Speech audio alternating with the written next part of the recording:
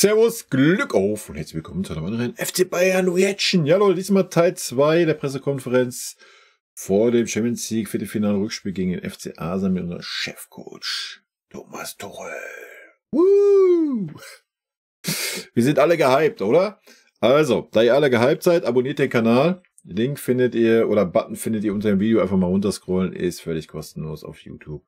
Und unterstützt diesen Kanal. In diesem Sinne gehen wir rein in den Bums. Und der ersten Frage, jetzt wahrscheinlich viel in Deutsch, hier vorne Michel Schröer für die Bild-Zeitung. Bitte das Mikro in die Mitte, dritte Reihe. Erstmal schönes Wässerchen, ne? Hallo Herr Tuchel, können Sie ein Update zum Personal geben? Wie sieht es bei Leroy Sané aus? Kann er spielen? Und wenn ja, wie sehr muss er auf die Zähne beißen? Und Das werden wir doch erst nach dem Training wissen, Leute. Was ist das für eine Frage? vielleicht auch zu den anderen Spielern, zum Beispiel Manuel Neuer. Manu kann spielen, Leroy kann spielen und muss auf die Zähne beißen, wie die letzten Wochen auch. Und aufgrund der Personallage mit Serge und Kingsley, die beide nicht können, muss er wahrscheinlich so lange, wie es nur irgendwie geht, auf die Zähne beißen. Wild, wer hätte das nur gedacht vor ein paar Wochen? Überleg mal, da hätte sich einer hingesetzt und hätte das moniert. Dass man den Spieler vielleicht mal erstmal fit bekommen sollte für die wichtige Phase der Saison. Wäre ja ein wilder Take gewesen, oder? Oben Klaus Bergmann für die DPA, bitte. Herr Tuchel, aus der Erfahrung des Hinspiels in London, was ist morgen der Schlüssel aus Ihrer Sicht? Wir brauchen wieder alles. Wir brauchen zunächst mal die gleiche Hingabe und Leidenschaft und den gleichen Aufwand als Mannschaft. Und dann brauchen wir die gleiche taktische Disziplin. Wie im Hinspiel. Und das gleiche Spielglück, wa? Ich denke, da sind wir uns auch einig, dass wir Spielglück brauchen morgen. Wahrscheinlich brauchen wir noch einen Ticken mehr, das wäre normal. Die Ausgangslage ist jetzt völlig klar. Es ist ein Unentschieden, der Gewinner geht durch, der Verlierer geht raus. Wir wollen dieses Spiel natürlich unbedingt auf unsere Seite ziehen. Wir hoffen auf die gleiche Atmosphäre diesmal für uns, wie die Fans das für Arsenal geschafft haben, eine außergewöhnliche und einmalige Atmosphäre dort zu schaffen, die Mannschaft einfach auch trägt. Vor allem in unserer Personalsituation ist das morgen extrem wichtig, dass wirklich jeder Fan auch mit der Bereitschaft kommt, zu pushen und zu helfen. Das war eine außergewöhnliche Atmosphäre und wir brauchen diese Unterstützung morgen, um die extra Prozent dann auch geben zu können, weil wir natürlich die extra Prozent auch brauchen, um gegen Arsenal gewinnen zu können. Dann Torben Hoffmann für Sky, bitte. Thomas, direkt nach dem Spiel gegen Köln haben wir auch schon mal die Linksverteidigerposition angesprochen. Da hast du ja gesagt, also entweder Guerrero oder Mazraoui, einer von den beiden wird es dann machen müssen. Ist da deine Entscheidung schon gefallen? Und die zweite Frage, Alexander Pavlovic kam nach langer Krankheit dann auch wieder zurück, hat sehr ordentlich und unaufgeregt gespielt, fand ich. Wie ist da so der Gedankengang bei dir? Ja, ich glaube, dass klar Alex jetzt seit dem Darmstadt-Spiel, glaube ich, keinen Spiel- und Trainingsrhythmus mehr hatte, mal von hinten anzufangen und dass man ihm natürlich kräftemäßig angemerkt hat und er sich auch angemerkt hat. Das ist die Tendenz eher, dass wir ihn im Kader haben. Ich glaube nicht, dass wir jetzt die beiden, die im Mittelfeld jetzt gespielt haben, wenn nichts passiert, aus dem Hinspiel auseinanderreißen müssen. Aber es ist gut, Alex zu haben. Es kann ja auch über 120 Minuten gehen. Die Linksverteidiger. Wer hätte das nur gedacht? Ist jetzt nicht super überraschend, oder? Position ist genau gleich, wie ich es gesagt habe. Und wir werden die Entscheidung heute nach dem Abschlusstraining treffen. Wir haben heute noch die Möglichkeit, noch mal taktisch zu trainieren. Wir hatten einen Tag länger als letztes Mal, glaube ich, uns vorzubereiten. Das tut uns auch gut. Wir hatten gestern schon die Möglichkeit. Naja, fangen wir nicht wieder so an. Ne? Wir wissen ja, wenn wir lange Vorbereitungsphasen haben, was dann passiert. Taktisch zu trainieren, werden das heute auch noch mal machen. Da muss ich auch mal mit Nuss sprechen, wie es ihm überhaupt geht. Der hatte auch da ja seit Wochen, glaube ich, würde ich mal aus dem Bauch sagen, glaube ich, seit 10 Wochen eigentlich gar keinen regelmäßigen Ablauf mehr in Training und Spiel, weil Krankheit, Verletzung, dann Fastenmonat. Ja, was willst du dann mit ihm reden? Dann gehört er nicht aufgestellt. Punkt. Der hat auf jeden Fall da auch auf die Zähne gebissen, körperlich jetzt schon. Und müssen mal schauen. Normalerweise ist das zweite Spiel oft einfacher. Darauf hoffe ich jetzt erstmal, dass es jetzt für die jetzt gegen Köln ein bisschen aus der kalten Hose gespielt haben, dass es für die jetzt einfacher wird, wenn sie mal über die erste Erschöpfung vom ersten Spiel drüber sind. Deshalb hilft uns der eine freie Tag mehr auch. Oder der eine, nicht freier Tag, der eine Tag mehr in der Vorbereitung. Und dann treffen wir die letzten Entscheidungen heute Abend. Next one is the English colleague. Yes. Hallo Thomas. Die Champions League. Du hast schon gewonnen. Und du hast auch Spieler, die schon gewonnen haben. Wie groß ist der Vorteil dieser Erfahrung? Also ich hoffe, genug Vorteil. Wir haben einen kleinen Vorteil, wenn man sich die Erfahrung anschaut. Wir haben Spieler, die schon gewonnen haben. Wir haben Spieler, die auch schon wichtige Spiele in diesem Wettbewerb gespielt haben. Aber um es zu einem Vorteil zu verwandeln, müssen wir natürlich auch das Beste von uns zeigen. Es kann Ganz genau. Es bringt dir ja nichts, dass du die Erfahrung hast, die Champions League gewonnen zu haben oder wichtige Spiele gespielt zu haben. Wenn du keine Leistung bringst, bringt dir auch die ganze Erfahrung nichts. Wenn du eine gute Leistung bringst, na klar, dann kann die Erfahrung natürlich nochmal ein Zusatzfaktor sein. Aber du musst halt erstmal die passende Leistung bringen. Wa? Sonst bringt dir die ganze Erfahrung nichts. Kann natürlich auch ein Vorteil sein, vielleicht nicht die Erfahrung zu haben, die Rolle als ein Jäger vielleicht zu haben. Das kann natürlich auch ein Vorteil für Arsenal sein, dass die es endlich mal schaffen, nach einer Dekade es weit zu schaffen in diesem Wettbewerb. Aber es ist nicht unbedingt normal, im Halbfinale auch zu sein. Es ist nicht immer einfach, bis dorthin zu kommen. Auch für unseren Verein war es nicht immer einfach. Wir haben jetzt 90 oder 120 Minuten haben wir jetzt. Wir haben dieses eine Spiel, das entscheidende Spiel, um diesen nächsten großen Schritt zu machen in diesem wundervollen Wettbewerb. Und wir sind fest entschlossen, alles auf den Tisch zu bringen, zu zeigen. Also, Karten müssen auf den Tisch jetzt, Karten müssen auf den Tisch, Männer. Und wenn die Erfahrung uns extra 5% Zeit bringen, dann sind wir happy darüber, aber wir müssen das schon zeigen auch. Keiner bringt uns etwas, das ist einfach dieser Wettbewerb, hart umkämpft. Wie er aber halt auch sagt, es kann natürlich auch ein Vorteil sein, wenn du nicht diese Erfahrung hast. Ne? Dass du dann vielleicht nicht diesen Druck verspürst jetzt, weil du die Erfahrung hast, musst du unbedingt liefern und so weiter. Also das Thema Erfahrung haben wir ja auch schon in einem oder anderen Stream gehabt.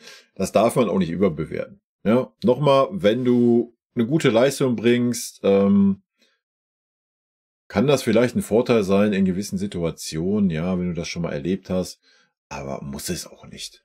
Berger für Sport 1, bitte. Grüß Herr Tuchel. Ich weiß nicht, ob Sie sich erinnern, ich habe Sie in Rom nach Matthijs de Ligt gefragt. Damals hatte man den Eindruck, er wäre die Nummer 4 in der Innenverteidigung. Das hat sich ja jetzt ein bisschen gedreht. Wie sehen Sie seine Entwicklung? Die Fresse, die erzieht gleich. Ey, du brauchst nur guck dir die Fresse an, Alter, gleich so.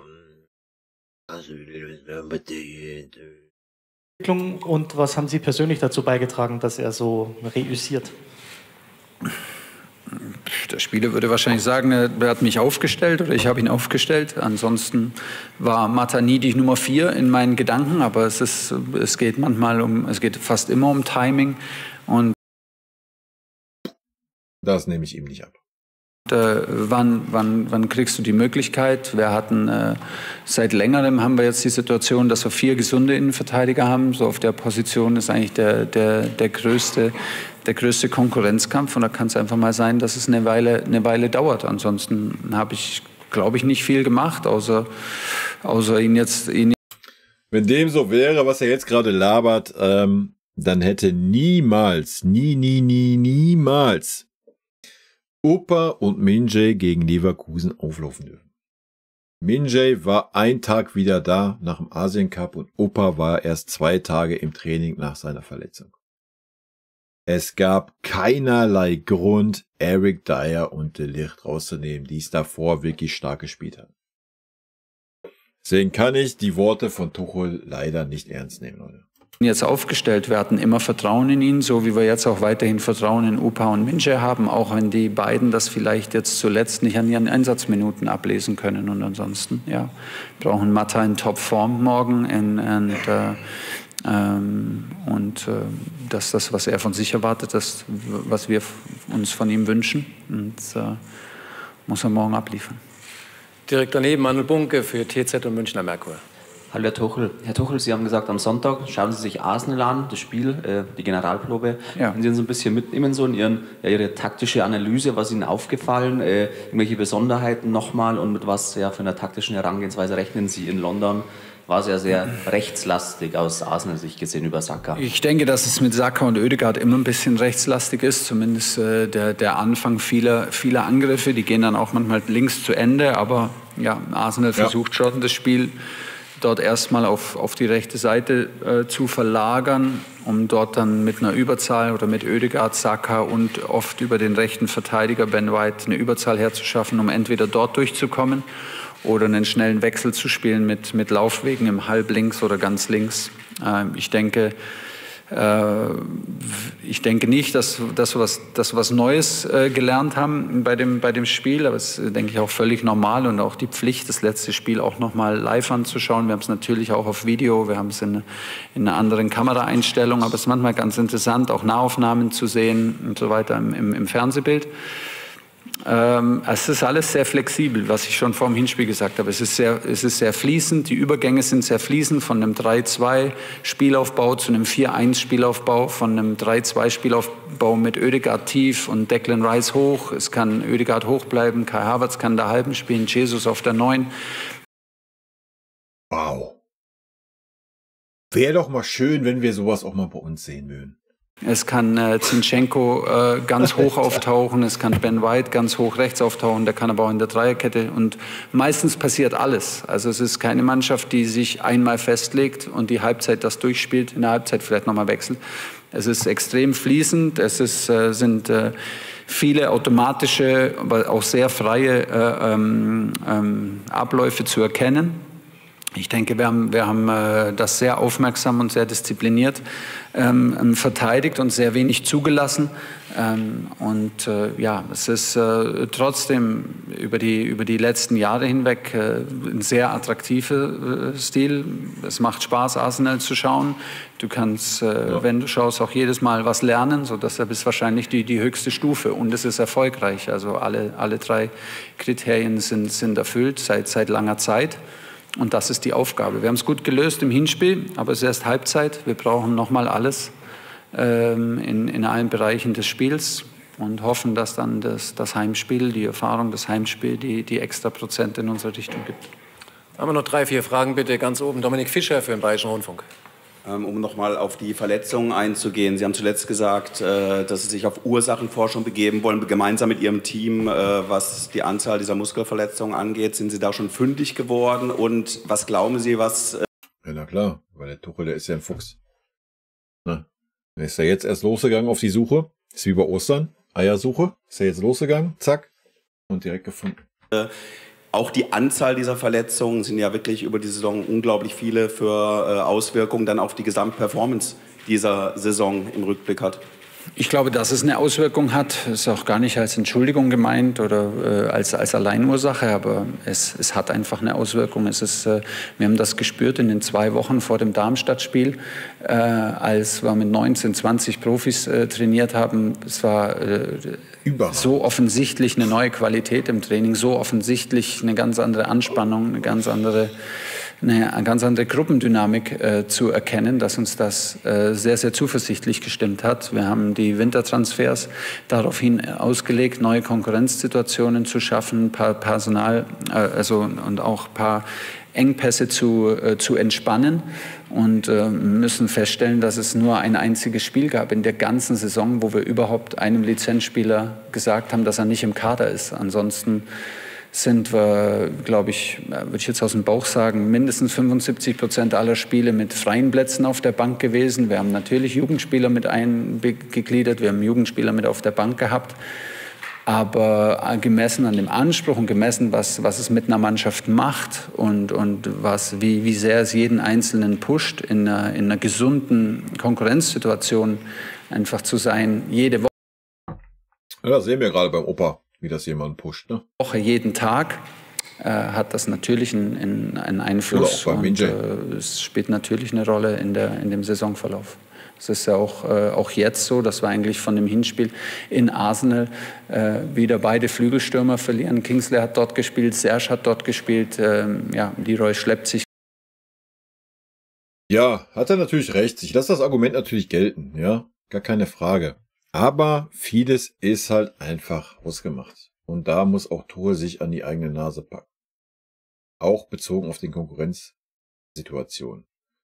Aber man hätte den Saragossa einfach auch mal in Konkurrenz stellen können und nicht ihn einfach außen vor lassen, weil er die Sprache nicht spricht. Nur ein Beispiel von vielen. Gerade für die Mannschaft mit Schmerzen durch die Saison.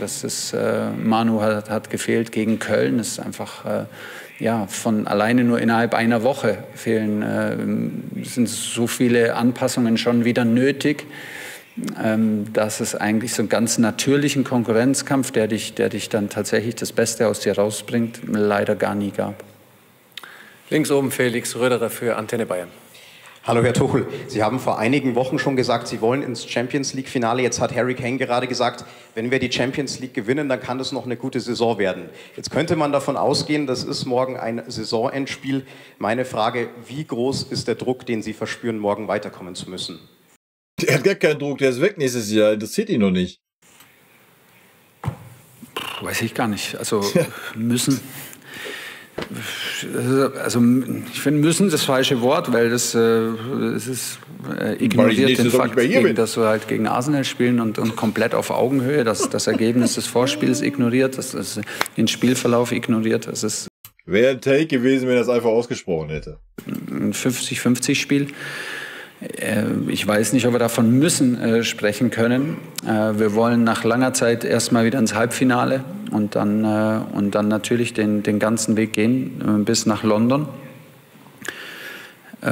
Es ist kein Geheimnis, dass ein Champions-League-Sieg jede Saison in jedem einzelnen Verein der Welt versüßt und in ein gutes Licht rückt. Also das ist was ganz Normales, das ist einfach so. Ich spüre, ich verstehe die Ebene, die da drin liegt, weil wir natürlich unterperformt haben in der Liga und im Pokal, ganz klar. Und wir diese Kritik auch uns gefallen lassen und gefallen lassen müssen. Das ist überhaupt kein Problem. Aber deshalb verstehe ich diese extra Ebene, die da drin liegt. Aber ich hätte jetzt den Ligaplatz, zweiten Platz mit dem Abstand nicht gebraucht, um morgen voll motiviert zu sein. Ich glaube, keiner von uns. Das ist ein anderer Wettbewerb, an dem wir komplett an unsere Grenze gehen müssen. Und das werden wir morgen tun. Ich kann es nur noch mal wiederholen. Wir brauchen jeden Zuschauer morgen, der bereit ist, mit uns zu kämpfen und diese große Hürde gemeinsam zu nehmen. Und dann schauen wir mal, was passiert. Wir fühlen uns bereit. Wir haben noch eine Trainingseinheit und werden morgen alles dafür tun. Vorletzte Frage bitte, Mario Krischl für den Kicker. Herr Tuchel, jetzt wird es ja morgen wahrscheinlich automatisch ein bisschen mehr kribbeln als am Samstag vor dem Köln-Spiel. Ändern Sie irgendwas in den Ritualen vor dem Spiel? Gibt es da nochmal besondere Ansprachen, besondere Maßnahmen? Wie sieht das aus? Ja, er haut sich wieder, bricht sich wieder den Zeh an der Tür. So aus. Ja und nein. Ich denke, je größer die Anspannung, desto mehr verlassen wir uns natürlich und lassen die Spieler auch in ihren Ritualen und machen eigentlich so wenig neue Sachen wie nur möglich. Aber klar, es ist eine besondere Ausgangslage und klar verändert sich die Tonlage, verändert sich die Anspannung und die Energie. Und aber wie gesagt, wir hatten den Tag länger zur Vorbereitung, den haben wir gestern schon genutzt. Wir haben gestern schon Bilder gesehen von Arsenal aus unserem ersten Spiel, haben die aufgearbeitet. Wir werden das heute nochmal machen und gewinnen ja dann plötzlich nochmal die Besprechung am Spieltag, weil wir einen Tag mehr Zeit haben. Das werden wir nutzen, aber ansonsten, ja, besondere Spiel erfordert natürlich auch. Ich bin ganz ehrlich, das macht mir gerade schon wieder ein bisschen Angst, wenn ich das höre. Das heißt wieder 3 Videoanalysen und